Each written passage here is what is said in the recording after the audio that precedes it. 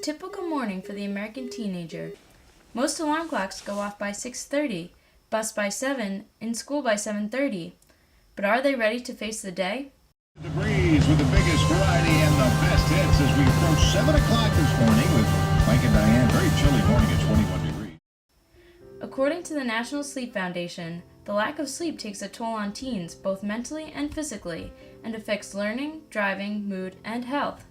The early hours of school contribute to sleep deprivation and have a big effect on teens. Could the solution to sleepy teens and poor performance in school be to start school an hour later? At 7 a.m., the teenage brain is still seeking to be asleep. According to the National Public Radio, at least 20% of high school students fall asleep in a class on a typical day. 85% of teens get less than 8.5 hours per night. One of the main reasons for lack of sleep is because of early school start times. I usually get up around 6:45 and then usually rushing to get ready, and then I leave by 7:10 because school starts at 7:26, and I'm usually pretty tired all day because I usually get around 6 or 7 hours of sleep, which just isn't enough. Nicole normally goes up to bed between 11 and 12, but I'm pretty sure she's up later than that, so she's up pretty late. On weekdays, it seems like she's up in her room either doing homework or on the computer, talking to friends. On the weekends, it's much later than that. It's tough to wake her up in the morning. We have to go in there a couple of times, and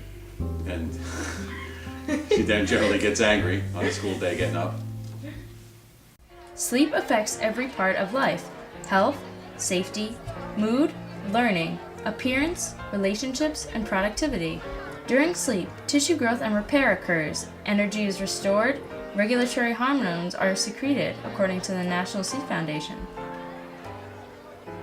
While you sleep, new information is committed to memory.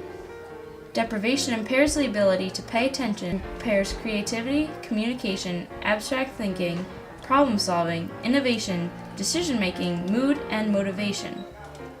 In fact, a survey taken of 280 Harrison High School students in Pennsylvania in 2007 found that 78% find it difficult to get up in the morning.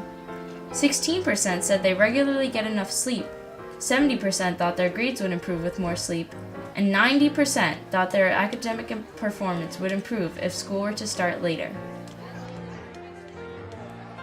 Sleep deprivation can also cause weight gain and affect appetite. It has been linked with obesity in children. As sleep decreases, the adrenal gland produces more of the cortisol hormone, causing people to continue to feel hungry instead of full. Tired people also burn fewer calories because they lack the energy to exercise. Sleep also affects safety. Over 100,000 motor vehicle crashes each year are by fatigued drivers, and over half of the drivers are ages 16 to 25. Being awake 18 hours is equal to a BAC of 0.08%, which is above the legal limit.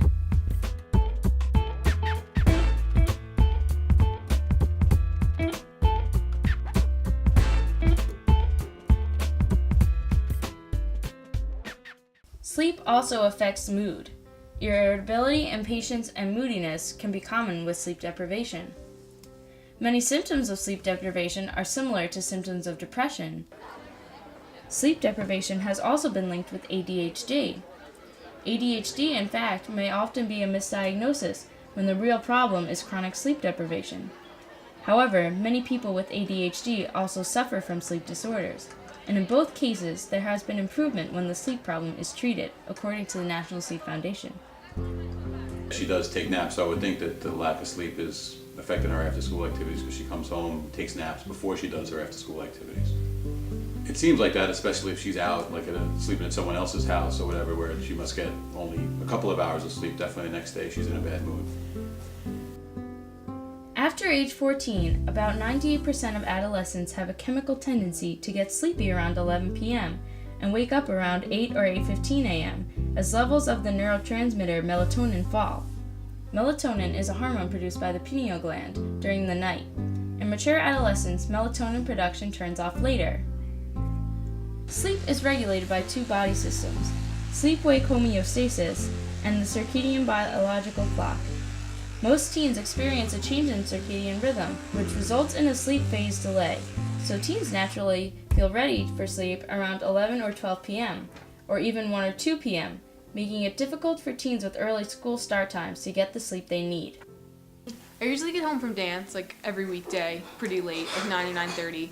So I have to get home and then I do all my homework. So by the time I'm done with that, it's usually around like 11:30 or 12.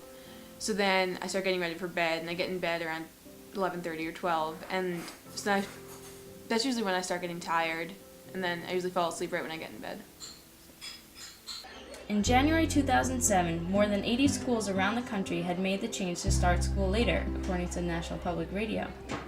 Teachers reported students were more alert and ready for learning. Students reported less suppression. Parents reported children were easier to live with because their emotions were more regulated. Students were also more on time and in better attendance, and there was significantly less reported depression and fewer peer relationship problems. There were also fewer fights with parents. Test scores improved in states with later bell schedules, and there are fewer teen car accidents. Teens aren't getting the sleep they need, and it's not their fault. So why start school so early in the morning? The solution? Start school an hour later. And sweet dreams.